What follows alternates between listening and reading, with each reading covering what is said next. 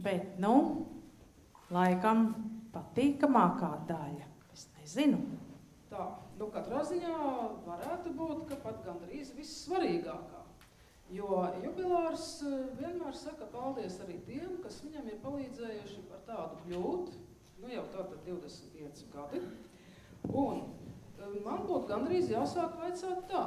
Kas ir pirmais, ko ierauga lasītājs, kad viņš nonāk grāmatu veikalā? Vāciņš, protams, vāciņš. Kas ir vajadzīgs vāciņam, lai taptu vāciņš? Mākslinieks, izcils mākslinieks, lai taptu labs vāciņš un arī ilustrācijas. Jā. Un šobrīd, laikam, tad ir jālūdz iznāk priekšā visus māksliniekus, kas ir strādājuši apgādā Pētergailis, veidojot ilustrācijas. Ir kāds mākslinieks spiedu, redzu. Visi lūdzu nāciet priekšā. Lūdzu. Gita, Alekse.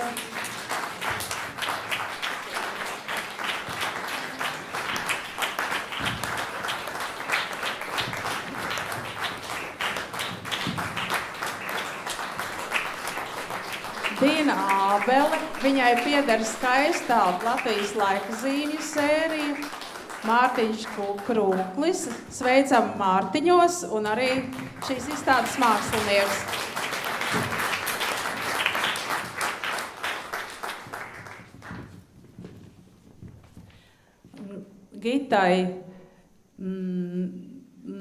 Gitas Otai vai kādreiz Zīmulim, kādreiz vēl kam citam, pieder daudzas ilustrācijas un ļoti daudzas ilustrācijas Pētergaiļa izdotajās grāmatās. Es domāju, kas vēl izstādi neaplūkoja, var aplūkot, bet arī Ziemassvētku zāģītes.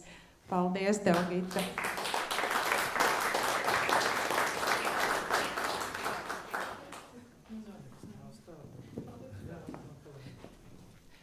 Ar Alekseju Naumovu mums bija lieliska sadarbība izdodot, laikam, mūsu lielāko bērnu grāmatu.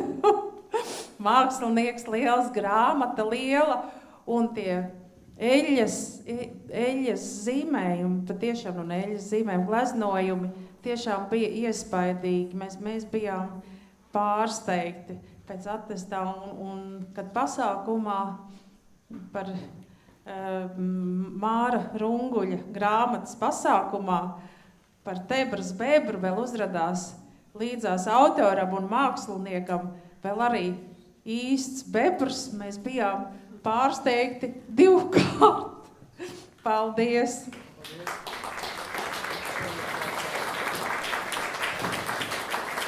Paldies, ka uzaicināt piedalīt izstādē. Tiešām tā grāmata bija man ļoti interesanti. Paldies, ka uzaicināt ilustrēt. Tiešām bebres bija, un bebres ir Tebras bebres. Māris Runguls sēž, viņam tāds dzeltens puķis, viņi droši vien uzdāvinās. Viena puķa ir gan pienene tur, kas uzziedēja ziemā. Bebres domāja, ka viņam var būt kaut kur jākustās, jo apnicis arī var būt tādi vietēji apstākļi, un viņš izdomāja, ka viņš dosies uz ārzemēm. Tad viņš izrēķināja, kā tur ir apakšā, kur ir vesela komisija, kas spried, vai viņš var kaut kur braukt vai nevar. Un tad viņš devās. Viņam tur ne tik labi veicās un tā, bet viņš pa ceļam satika ļoti labus bebres un citus dzīvniekus un cilvēkus. Un tad viņš brāvu peldē, tur arī Kuldīga, tur arī Rabava, tur arī Venta. Pēc tam es domāju, kaut kas nav tā. Man vislabāk patīk tur, kur es esmu piedzimis, un viņš atgriezās. Tas ir ļoti tāds labs, ļoti aktuāls tagad stāsts, jo tagad mēs arī vilinām atpakaļ, valsts vilina atpakaļ tos cilvēkus, kas var samaksāt viņam 1000 eiro. Es domāju, tas ir pamaz, varbūt viņi neatbrauks, bet bebres pats izdomāja. Viņš izdomāja, tie cilvēki, un tas ir vislabākais, cilvēki attiecības, tas ir visforšākais. Paldies Mārim Runguļam par tekstu, paldies Pētergailim par to, ko man iedevāt iespēju ilustrēt un maz dāvaniņu. Paldies! Paldies! Ja runa ir par biogrāfisko prózu. Daudzas grāmatas ir Dinas Ābeles ilustrētas. Te arī izstādē ir viņas dāvinājums. Tas oranžais gailis arī ir Dinas Ābeles un darināts, tāpat kā Gunāra Kroļļa. Tur ir Pētera baznīcas tornis, ne tikai šajā te ilustrācija izstādē, bet, protams, nākot iekšā, sērija, ar ko mēs tiešām lepojamies, ir Latvijas laikzīmu sērija par izcilajām personībām Leonīdu Vīgneru un Gunāru Birkertu, Vairu Vīķi Freibergu, Viju Artmanu, Ojāru Vācieti. Tās ir Dinas grāmatas.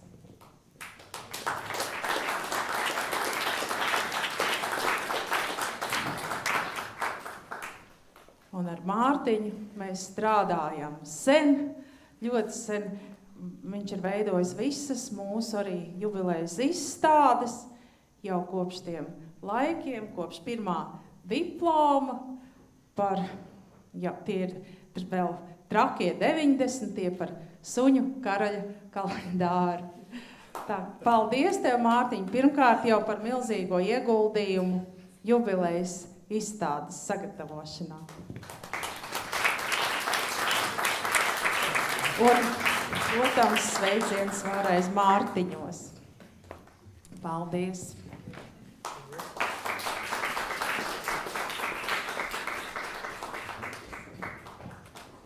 Tā, nākamais, uz ko lasītājs skatās, paņemot rokā grāmatu, tūlīt pēc vāka ir... Saturs, es domāju, ne? Jā, un saturu rada autori, sastādītāji un tulkotāji. Jā, es domāju, ka ir zālē gan autori, gan sastādītāji, gan tulkotāji, ar ko mums ir daudzu gadu gaitā bijusi saskare dažādās jomās bērnu, pieaugušo mācību literatūrā. Lūdzu, visus šurp. Tātad autori, tulkotāji, lūdzu, vai kādam būtu drosmīgākam, kurš tulkoja Ziemassvētku eglīti. Lūdzu, autori, tulkotāji, Māri. Vai tad tiešām būs jāmin latviešu labākās īpašības? Silvija, autori, Halina, vai visi būs vārdā jāsauc? Man negribētos. Lūdzu, Juris Virgsdiņš, vēlreiz, Imants Freibergs. Vēlreiz, jā, autori, tulkotāji, sastādītāji, Daina Sirmā.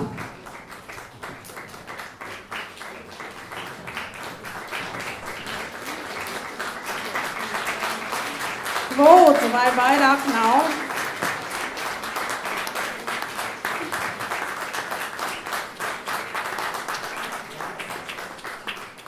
Tā.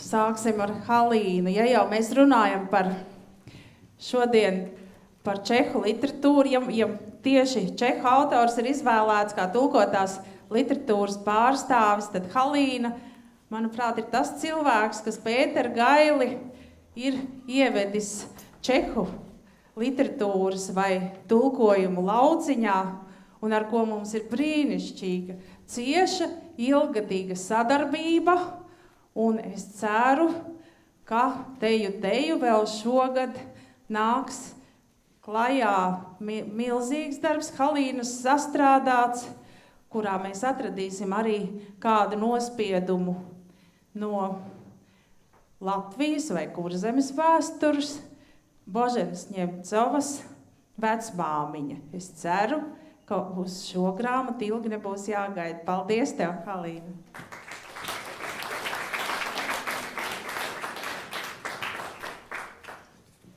Par Juris Virgsdiņu, es nezinu, vai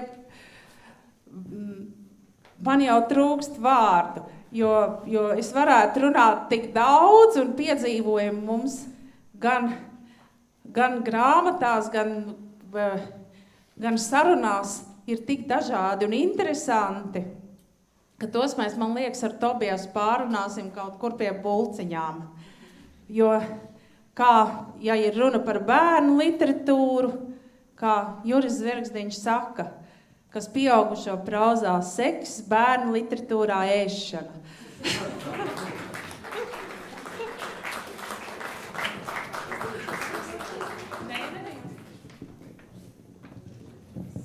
Un, pievērsiet uzmanību šai jaunajai dāmai. Viņa ir pavisam īpaša, tāpēc, ka tā ir tulkotāja, no kuras rokām Lauma Jurševska, Latvijā atceļoja grāmata, manuprāt, kurai gandrīz tiešām nav līdzinieces, Kafka un ceļojošā lelle, un kura par savu dizainu uzlidoja visaugstākajos arī mākslas starptautiskajos torņos Leipcigas grāmatu izstādē. Bet mēs varbūt nebūtu spējuši radīt šo lielisko dizainu. Es gribu teikt, varbūt Gita, būtu spējusi, bet ja nebūtu satura, ja nebūtu tik lieliska satura. Un saturs tātad ar Laumas starpniecību nokļūšu šurp. Paldies!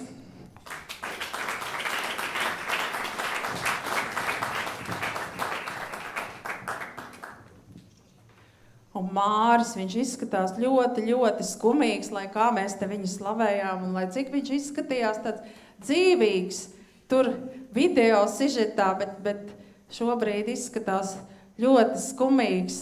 Aleksejs gan viņu saslavēja, un es ar teicu dažu labu vārdu. Un viņš, es nezinu, vai tāpēc, ka viņš ir tikko izcepis sāļās pankūkas spoku mājā, bet izskatās Māris skumīgi. Es nezinu, Māri, varbūt kādu vārdu tu varētu teikt. Paldies. Izmantojot gadījumu, es gribu savus pārdomas paust. Es šurbraucot domāju, atceries tos 25 gadus, un es domāju, ka faktiski tas tā velk uz sudrabkāzām. Tā kā, sudrabkāzām ar autoriem. Tas drusku jau, protams, ir pēc poligāmijas, jo autori daudz, bet faktiski vistuvāk tas ir sudrabkāzām tas ir. Un tādējādi es vēlētos arī izdevēju un izdevniecību sveikt, novēlot, aizvilkt tiem autoriem līdz zelta kāzām vismaz.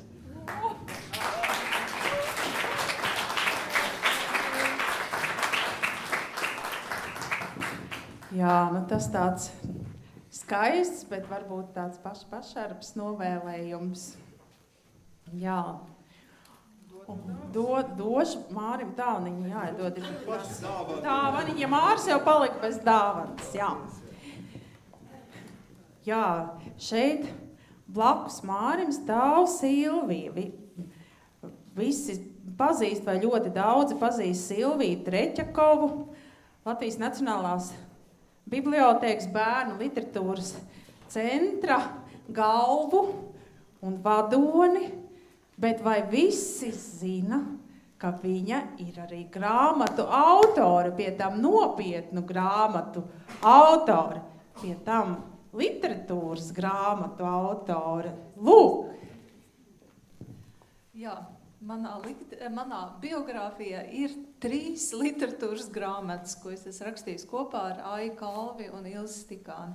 Un tā ir literatūra 4. klasē, 5. klasē un 6. klasē. Un es sākumā domāju tā, kas gan tur varētu būt tāds īpašs? Ņemsim un sastādīsim. Vēl 3 autori. Teikšu atklāti. Tas bija smagākais darbs manā mūžā. Es atceros šos te gadus.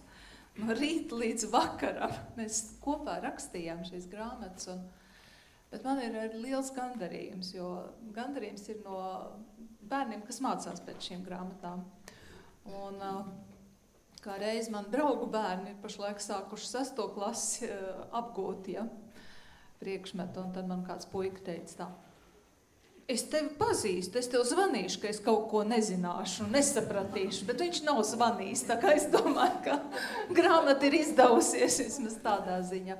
Bet visvairāk man ir prieks, un es arī novēlu izdevniecībai turpināt tikpat veiksmīgi strādāt bērnu grāmatu jomā, jo gandrīz katrā no stendiem, ko jūs redzējāt izstādē, ir arī bērnu un jauniešu žūrijas diplomi par to, kā viņi ir uzrakstījuši un viņi ir izdevuši tādas grāmatas, kas lasītājiem patiešām patīk un kuras tie novērtē ļoti augstu. Paldies!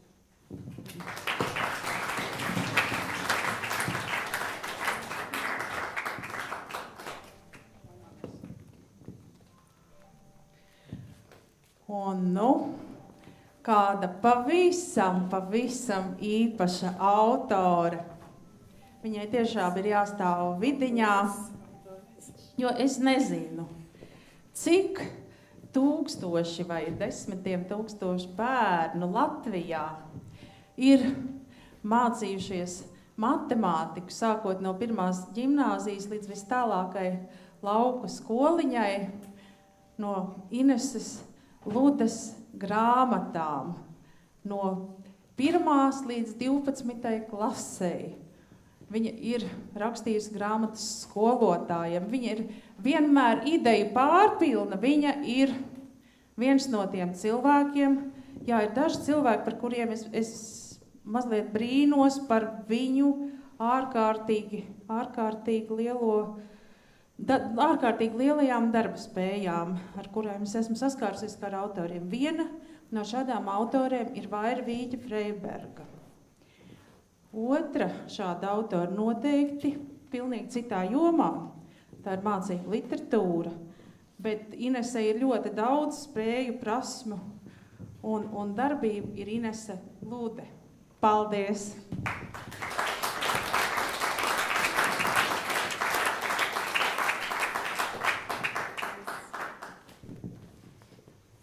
Jā, bet nu jau Inese vairs nedarbojas viena.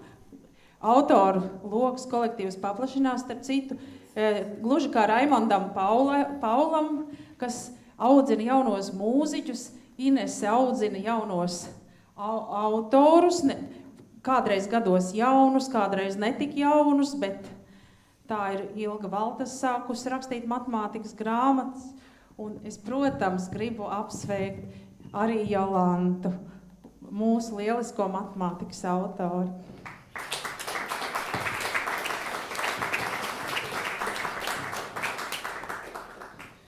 Jā, bet kur nu bez izciliem tulkotājiem?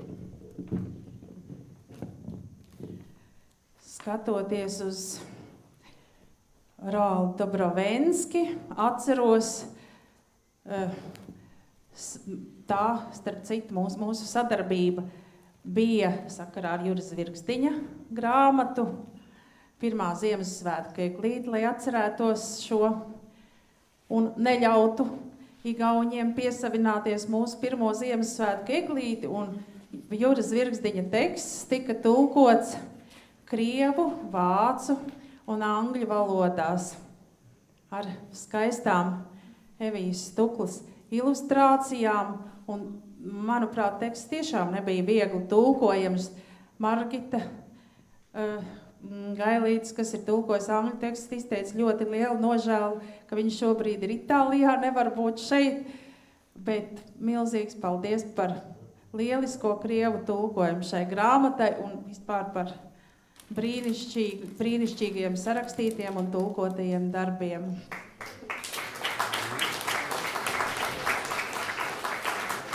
Es vispirms atbrīvošos no šita cerkavietes, ja? Un es izpilnīju vismazāk, visminimālāk būt šajā rindā, ja? Bet tiesības apsveikt man tomēr ir, un to es daru.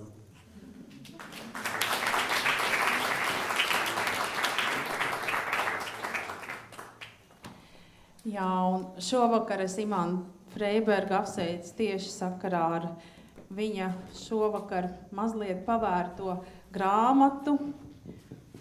Un ar zvaniņu un grāmatu, bet šodien es viņu gribu sveikt kā autoru no mūsu autoru loka ar šo dāvaniņu. Šīs ir tātad 2 mūsu jubilejas grāmatas, kuras mēs dāvinām. Tātad viens romāns, viena bērnu grāmata, un mēs sveicam mūsu autoru Imantu Freibergu.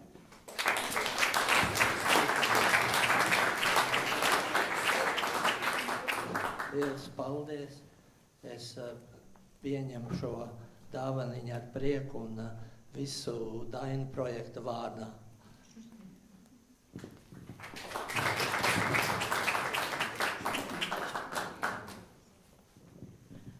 Tā, un šeit man atkal, te vispār stāv tikai īpaši cilvēki, man jārunā par kādu man ļoti, ļoti īpašu cilvēku, Daina Sirmā, dzejniece, varbūt pie dzejas debesīm uzlikusī zvaigzne, ne gluži 18 gadu vecumā, tāpēc iegūtā literatūras gada balva nominācijā debija.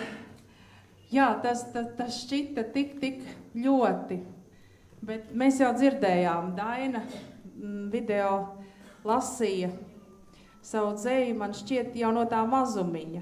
Tie, kas nebija dzirdējuši, varēja kaut intonācijā paklausīties. Un šodien es Dainu gribu sveikt ne tikai tāpēc, ka viņas dzeja man ir ļoti īpaši, ka tas bija viens no man ir daži pārsteigumi, 2 ļoti lieli atrodas šeit uz skatuves. Viens ir Laumas personā, kad parādījās Kafka un ceļojušā Lelle izdevniecībā, un otrs, kad no Rakstnieku savienības tika atsūtīts vērtēšanai, Ronalds Briedis atsūtīja Dainas Sirmās pirmo dzejoļu krājumu Kailsals, par ko viņi ieguva literatūras gada balvu, arī otrs krājums ir ieguvis balvu. Un es gribu Dainai teikt vislielāko paldies, un pirmkārt šovakar sveikt viņu dzimšanas dienā, ja viņa varēja būt kopā ar mums.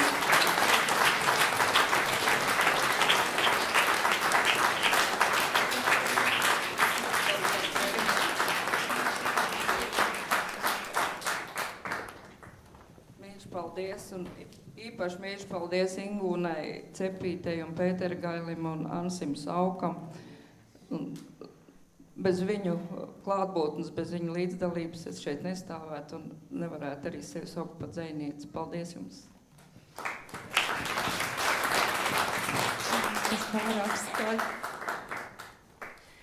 Paldies! Paldies mūsu brīnišķīgajiem autoriem!